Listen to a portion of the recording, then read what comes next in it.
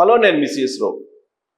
జగన్మోహన్ రెడ్డి సీఎంగా ఉన్నప్పుడు ఆయన ఆఫీసులో ఉన్నటువంటి ఐఏఎస్ అధికారి ధనంజయ రెడ్డి ఇటీవలనే ఆయన రిటైర్ అయ్యారు. రాష్ట్ర వ్యాప్తంగా ఆయన బంధువుల్ని, ఆయన స్నేహితుల్ని, ఆయనకు తెలిసినటువంటి వాళ్ళని వివిధ విభాగాల్లో పెట్టారు, నియమించారు. వాళ్ళలో ఒకళ్ళు ఇప్పుడు గిరిధర్ రెడ్డి. ఈయనే గిరిధర్ రెడ్డి ప్రస్తుతం ఆంధ్రప్రదేశ్ టూరిజం డెవలప్మెంట్ కార్పొరేషన్లో ఉన్నారు, డివిజనల్ మేనేజర్గా ఉన్నారు. ఆయన చక్రం తిప్పుతూ ఉన్నారు. అక్కడ ఆయన దెబ్బకు ఆఫీసులో ఉండేటువంటి ఉద్యోగులు పరారైపోతూ ఉన్నారు. మహిళా ఉద్యోగులు అయితే లాంగ్ లీవ్లో వెళ్ళిపోతున్నారు. ఇందుకే అసలు ఆయన ఏం చేశారు, ఆయన ప్రొఫైల్ ఏంటి అనేది ఒకసారి చూద్దాం. సో ఈయన జగన్మోహన్ రెడ్డికి సీఎంఓ ఉన్నప్పుడు జగన్మోహన్ రెడ్డి మాజీ కార్యదర్శిగా ఉన్నాడు ధనంజయ రెడ్డి. ఈ ధనంజయ రెడ్డికి మేనల్లుడు ఈ మాడపాటి గిరిధర్ రెడ్డి. ఏపీటీడీసీ డిఎంగా ఉన్నారు, డివిజనల్ మేనేజర్గా ఉన్నారు ప్రస్తుతం తిరుపతిలో. అసలు అక్కడికి ఎందుకు వచ్చారు ఏంటి అనేది తెలుసుకుందాం. జగన్ ప్రభుత్వం వచ్చిన సమయంలో తిరుపతి ఆర్టీసీ డిపో మేనేజర్గా ఉన్నాడు ఈయన.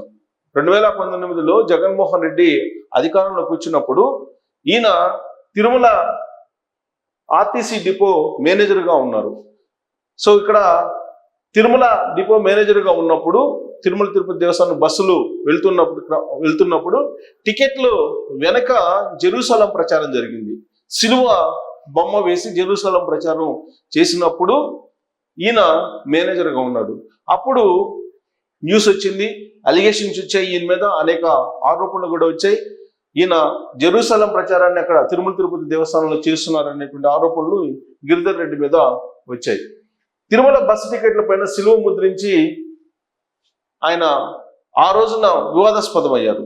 ఆ తర్వాత జరిగినటువంటి సీన్ ఏంటంటే ఆయన్ని కఠినంగా శిక్షించకపోగా జగన్మోహన్ రెడ్డి సర్కార్ అప్పట్లో ఆయనకి కీలకమైనటువంటి పోస్ట్ ఇచ్చారు. డిప్యుటేషన్ మీద ఏపీ టూరిజం కార్పొరేషన్గా తీసుకొచ్చారు. ఏపీ టూరిజం కార్పొరేషన్ తీసుకొచ్చి డిప్యూటీ మేనేజర్ పోస్టు తిరుపతిలోనే ఇచ్చారు. ఆయన్ని తిరుమల బస్ స్టాప్ నుంచి, బస్ స్టాండ్ మేనేజర్ నుంచి తిరుమల ఇక్కడ టూరిజం శాఖ కార్పొరేషన్ డిప్యూటీ మేనేజర్ పోస్టు ఇచ్చారు. అంటే సాధారణంగా ఏదైనా తప్పు జరిగినప్పుడు అధికారులకి సస్పెన్షన్ చేయటమో, లేదంటే శిక్ష వేయటమో, ఏదైనా చర్యలు తీసుకోవటమో శాఖాపరంగా చేస్తూ ఉంటారు. కానీ ఇక్కడ మాత్రం గిరిధర్ రెడ్డి విషయంలో జగన్మోహన్ రెడ్డి ఆనాడు సీఎంగా ఉన్నప్పుడు జరిగినటువంటిది ఏంటంటే ఆయన తప్పు చేశారు, కానీ ప్రమోషన్ ఇచ్చారు. ఆయనకి సేఫ్ సైడ్గా ఆయనకి డిప్యుటేషన్ మీద ఏపీ టూరిజం కార్పొరేషన్ డిప్యూటీ మేనేజర్గా ఆయన్ని నియమించారు. ఇక ఆ రోజు నుంచి ఆయన యొక్క అరాచకాలు, ఆయనలో ఉండేటువంటి లోపల మనిషి బయటకు వచ్చారు. సో గిరిధర్ రెడ్డి ఎప్పుడైతే వచ్చారో టూరిజం శాఖ కార్పొరేషన్ సంబంధించి డివిజనల్ మేనేజర్గా తిరుపతిలో, ఆ రోజు నుంచి ఆ ఆఫీసులో మహిళా ఉద్యోగులు పనిచేయటమే చాలా కష్టంగా మారింది. ఆయన మీద ఉన్నటువంటి ప్రధానమైనటువంటి ఆరోపణ, లేదంటే ప్రధానంగా ఆయన గురించి చెప్పుకునేటువంటి మాటలు అక్కడ సహచర ఉద్యోగులు ఏంటంటే ఆఫీసులో ఉండేటువంటి ఒక సహ ఉద్యోగితోటి ఆయన లైంగికంగా కూడా మాట్లాడుతూ ఉంటారు, పరుష పదాలతో కూడా మాట్లాడుతూ ఉంటారు అనేటువంటి ఒక అభియోగం ఈయన మీద ఉంది. సో టూరిజం కార్పొరేషన్ కాంట్రాక్టులు, కొనుగోళ్లు వీటన్నిటిలో ఆయన చేతివాటం ఉంటుంది. ఆయన నెలసరి ఆదాయమే కొన్ని కోట్ల రూపాయలు ఉంటుందనేది ఆయన మీద ఉన్నటువంటి ప్రధానమైనటువంటి ఆరోపణ.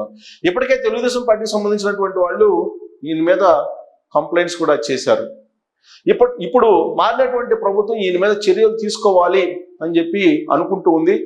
చాలా కంప్లైంట్స్ ఈయన మీద ఉన్నాయి, గిరిధర్ రెడ్డి మీద ఉన్నాయి.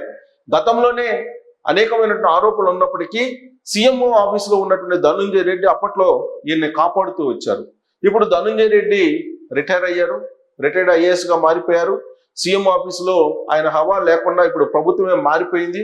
దీంతో గిరిధర్ రెడ్డి యొక్క మొత్తం వ్యవహారం ఒక్కోటి బయటికి వస్తుంది. ఇప్పుడిప్పుడే ఆల్రెడీ కంప్లైంట్స్ ఉన్నాయి, కంప్లైంట్స్ నమోదైనాయి టూరిజం కార్పొరేషన్లో. సో ఆయన ఉద్యోగుల ఫోన్లు ట్యాప్ చేయటం, ఉద్యోగుల్ని బ్లాక్మెయిల్ చేయటం, ఇలాంటివి కూడా చేశారు అనేది గిరిధర్ రెడ్డి మీద ఉన్నటువంటి ఆరోపణ. ప్రత్యేకించి మహిళా ఉద్యోగులు అయితే గనక వాళ్ళ ఫోన్లు ట్యాప్ చేయడంతో పాటు వాళ్ళ ప్రైవేటు జీవితాల్లో కూడా ఎంటర్ అయ్యేటువంటి ప్రయత్నం చేస్తూ ఉంటారు అనేది ఈయన మీద ఉన్నటువంటి ప్రధానమైనటువంటి అలిగేషన్స్ సహచార ఉద్యోగుల నుంచి. వాళ్ళు రాతపూర్వకంగా కంప్లైంట్స్ కొన్ని చోట్ల ఇచ్చారు, మరి కొంతమంది రాతపూర్వకంగా కంప్లైంట్స్ ఇవ్వకుండా వాళ్ళ అభిప్రాయాన్ని తెలియజేస్తున్నారు. గిరిధర్ రెడ్డి ఏ విధంగా గత 4 సంవత్సరాల నుంచి ఆఫీసులో అరాచకాలను సృష్టించారు, ఏ విధంగా ధనుంజయ రెడ్డి మేనల్లుడిని అని చెప్పి చెప్పుకొని ఆయన తన పద్నాన్ని కొనసాగించారు, తన అవినీతి సామ్రాజ్యాన్ని ఏ విధంగా స్థాపించారు అనేది ఆయన గురించి కథలుగా తిరుపతిలో చెప్పుకుంటూ ఉంటారు.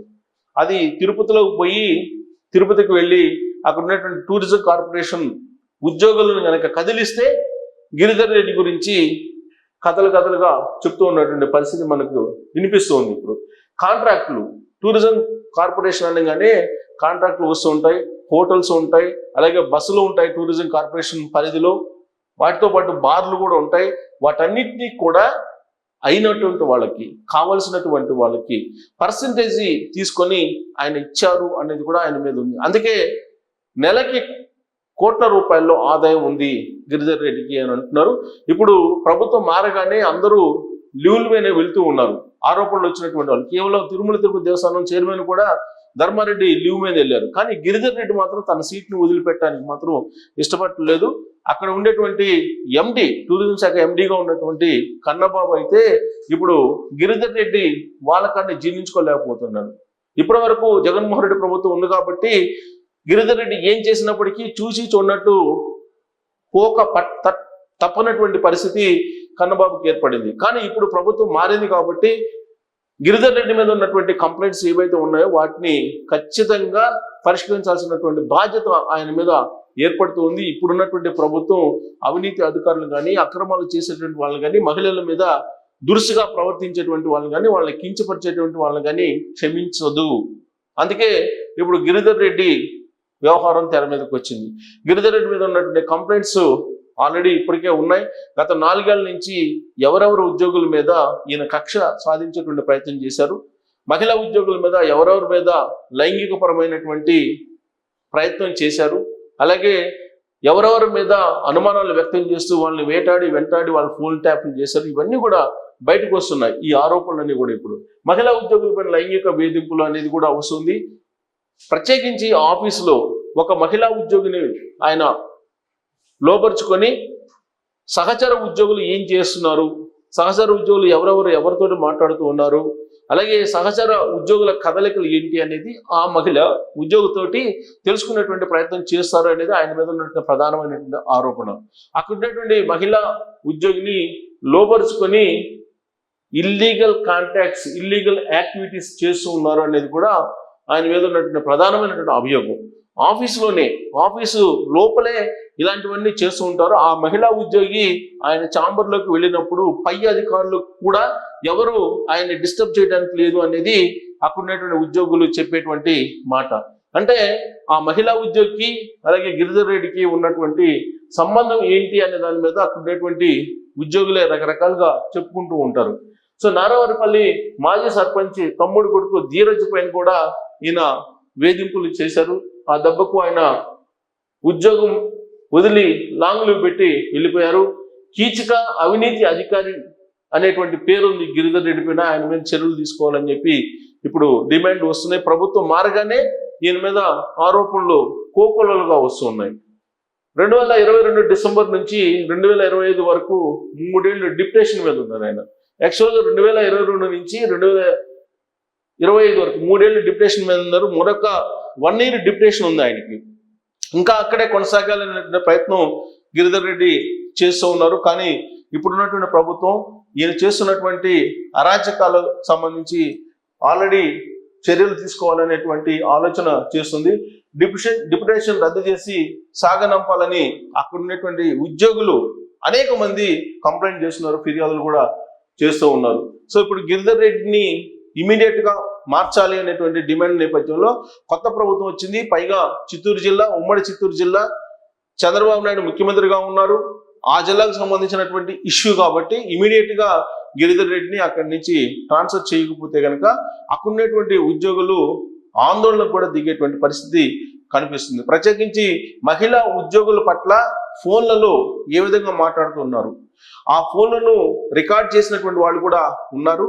సో ఆ ఫోన్లు రికార్డులు కనుక బయట పెడితే గిరిధర్ రెడ్డి వ్యవహారం మొత్తం కూడా బయటకు వచ్చేటువంటి ఛాన్సెస్ కూడా ఉన్నాయి. సో ప్రత్యేకించి మహిళా ఉద్యోగుల్ని అనేక మందిని వేధించారు. ఒక మహిళా ఉద్యోగిని లోపరుచుకొని ఆవిడనే ఒక షాడోగా పెట్టుకొని ఉద్యోగులందరినీ కూడా ఇబ్బంది పెట్టేటువంటి సిచ్యువేషన్ గిరిధర్ రెడ్డి తీసుకొచ్చారు ఆఫీసులో అనేది ఆయన మీద ఉన్నటువంటి ప్రధానమైన ఆరోపణ. సో ఇలాంటి కీచక అవినీతి అక్రమాలకు పాల్పడుతున్నటువంటి గిరిధర్ రెడ్డిని ఇప్పుడు కొత్తగా ఏర్పడినటువంటి ప్రభుత్వం ఇమీడియట్ గా ఆయన్ని బదిలీ చేయాలనేటువంటి ఆలోచన చేస్తున్నటువంటి క్రమంలో ఆయన మీద ఉన్నటువంటి కంప్లైంట్స్ ను పరిశీలిస్తున్నారు.